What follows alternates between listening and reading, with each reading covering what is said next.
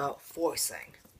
Now, forcing cards is when you influence somebody or basically make them pick a specific card. For the purposes of this video, we are going to be forcing the Ace of Hearts. Alright? So in the beginning of the video, you saw what's called the Cut Deeper Force. And here's how it works. You ask a spectator to just tell you when to stop as you riffle the top half of the deck. Whenever they say stop, just grab it. Let's say they say stop right here.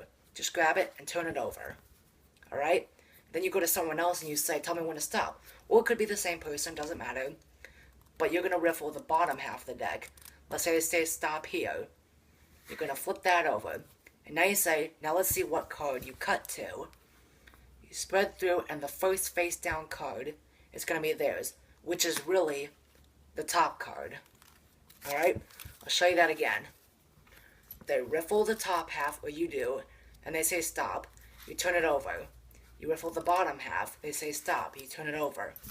First face down card is really the top card. Ace of Hearts.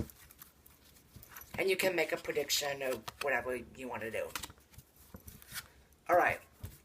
There's a lot of forces to cover in this video, which I get through all of them. The next force we're going to talk about is called the Countdown Force. Here's how it works. The card you're going to force starts on the top. You go to your spectator, you ask them to think of a number between 10 and 15. Or 1 through 10, whatever. Preferably a low number. Let's say they say 8. You say 8? Okay. You're going to do what I do. You're going to go 1, 2, 3, 4, 5, 6, 7. And the 8th card is going to be your card. Alright? Easy enough? They're like, 8th card's going to be yours. Easy enough? Yeah. Alright. You turn your back, hand them the deck. They're going to do the same thing. Little do they know, you just reverse the order of those cards. So they're going to go 1, 2, 3, 4, 5, 6, 7. And their 8th card is going to be the 8 of Hearts. Which was the top card until you reversed it. And it doesn't matter what number they pick, as long as it's a low number. Because you don't want to be like they say 20. Say, okay, you're going to do what I do. 1, 2, 3, all the way down to 20. That's suspicious. If they say 6 or 7, you just go, okay, 1, 2, 3, 4, 5, 6. And then the 6th card is going to be yours. Alright? Again, you turn your back. 1, 2, 3, 4, 5, 6th card is the Ace of Hearts. Works every time. Now, some people are like, they can't really follow the rules exactly. And they'll count down 6 cards and then take the 7th card, which obviously isn't going to be correct. Make sure you explain the directions that they take the last card that they landed on. Okay. This next force. This is one of my favorites. This is called the Hindu Force. Hindu Force, you take the card you're going to force and it goes on the bottom of the deck. Now, in my last video, I didn't do a tutorial on the Hindu Shuffle. But basically, the Hindu Shuffle is just a different way of doing the overhand shuffle. Overhand shuffle is like this. What you're going to do is you're going to do it in a different position. You're going to hold the cards like this and then pull cards off the top of the deck. Just like this. And yes, it is an actual shuffle. It's just the overhand shuffle. It's pretty simple enough. So practice this, pulling cards off the top. Just like that. Now let's talk about the force for it. So the card you're going to force is on the bottom. You're going to say, tell me when to stop as you Hindu shuffle the cards. Wherever they say stop, it doesn't matter. Let's say they say stop right here. You're going to say, are you sure? And they say, yeah. So you show them the bottom card. But they don't know that. You just say, okay, that's the card you're going to memorize. They won't know that. If you're really good at this force, most people can detect it, which is why I have my own version. This is my version. Ace is still on the bottom. Or the card you're going to force or whatever. Let's say they say stop right here. And now I just quickly say, you sure you don't want to keep going? And it's just a natural phrase you say when people say stop. You say, you sure? And in the moment of doing that, I'm just going to peel the card down and drop it on top. And then hand it to them and say, take that card. It's completely natural up to that point. The key to this is misdirection, though. You're looking them in the eye, so they're not watching the deck. And it happens in that quick moment. You don't drag it out. You say, you sure? You don't want me to keep going? No, it's just quick. You're just like, you sure? You don't want me to keep going? No? Okay, take that card. And it's the Ace of Hearts. It just happens that quickly. So practice that one. It can be pretty useful to you. Okay, the next one. This is called the Riffle Force. Here's the Riffle Force. The card you're going to force starts on the top of the deck. And this is what it looks like. I just say, memorize the card as it comes by. Just like that. Now, this force is obviously not 100%. None of these really are. But basically, as you riffle through, the last card, which is the card you're going to force, you just hold it a split second longer. And for some reason, if it works right, that's just the only card they really have time to see. So it's the one they're going to go with. Doesn't always work, but sometimes it does. Give it a try. Okay. So the next one is called the Key Card Force. And I'm going to switch decks for this one, because it needs a gimmicked card, which is why I really don't like this force. I mean, if you're a fan of gimmicked cards, then please be my guest, but I don't like to use it. These are the gimmicks you're going to use. I made 2 of them. What it is it's a card with the top of it trimmed off. And what that does is create a natural break in the cards. So I'm going to show you with the red card. The card you're going to force is going to go somewhere in the bottom half of the deck. We'll just put it right here. The card goes down, and then this card goes on top of it. And then make sure that it falls to the bottom of the deck. And what you've just done is created a natural break in the cards. I don't think you can really see that on camera, but basically, when you riffle the cards, like this, it's going to stop at that break. Sorry, I did that wrong. You want the card you're going to force above the cut card. That way, you'll notice it matches the back design, so it will blend in with the rest of the deck. And they won't be able to see it. So as you riffle, you say stop whenever. Wherever they say stop, it will naturally just click into place at that moment. And it blends in so well they don't know it's there. And you say, memorize that card, which is the Ace of Hearts. In case you can't see that on camera, I'm going to switch to the blue one.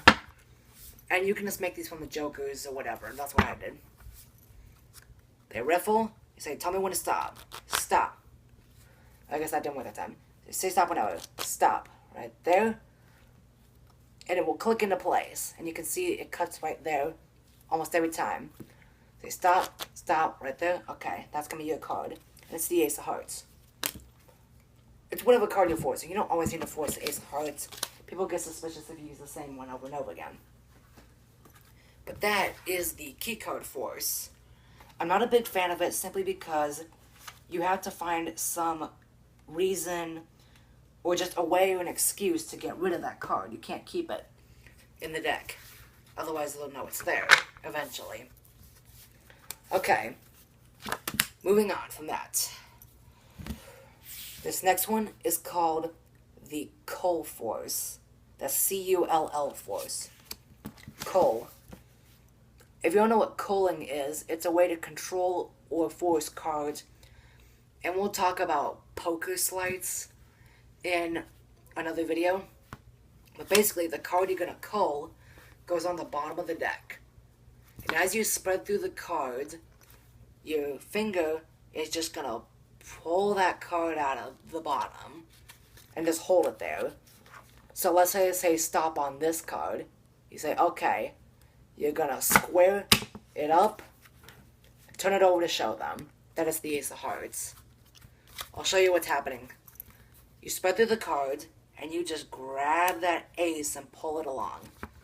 Wherever they say stop on this card, you say, okay. All the cards go underneath that bottom card, and you can show them. Now remember, none of these forces are 100% I've seen people where it didn't work for them. People were like, no, wait, I want that card. They couldn't make up their mind. And that's the one thing about these forces. Some of them are easy to check, some of them are more harder. Speaking of one, this one is impossible to detect, but it's also less than 80% success. It's called the classic force. The card you're going to force is going to go on the top of the deck, and then you're going to cut the cards and then keep a break. Or whatever you want to do to get into the middle. But make sure you remember where it is. You go up to someone, you say, hey, pick a card. And you're basically going to influence them to pick that card. You can do that by putting it into their fingers so that they kind of, you're like, hey, pick a card. And they just like, oh, okay, I'll take this one. And see, it's the hearts. It's not 100% guaranteed. There are people that are like, well, I'm going to pick from over here somewhere, or maybe up here. Can I take the top card? It doesn't always work. But for the most part, if it's just random, it should work. You say, hey, pick a card. Like, okay, I'll take this one. And it's the Ace of Hearts. Classic Force. Doesn't always work. But give it a try. Okay.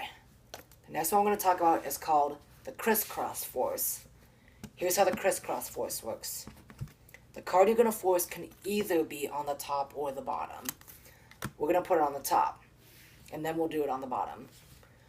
You're going to have somebody cut the cards anywhere they want. As close to the middle as possible. So they cut the cards.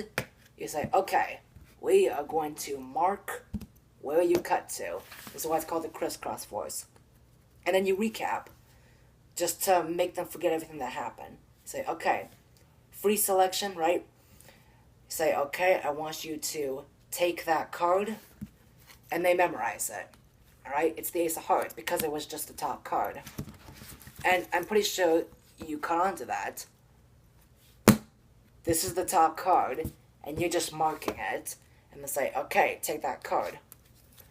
Now, the version of it on the bottom is where a prediction comes in. It's on the bottom, and you say, cut anywhere. And then you say, now I predicted the card you were going to cut to. It's the Ace of Hearts. And you can turn over the top half of the deck and show them that it was the Ace of Hearts. Most people can and will catch on to this, but it depends on who it is. Again, these are all, you just have to experiment the one that you think works best for you. And switch it up. You can't use the same force every time. Okay. Now, the next force I'm going to talk about, this is called the, it's a variation of the coal force. Here's what you're going to do. You're going to angle the cards in these stair steps, right? And then the bottom card, that is your force card, is just going to be slid back here, alright?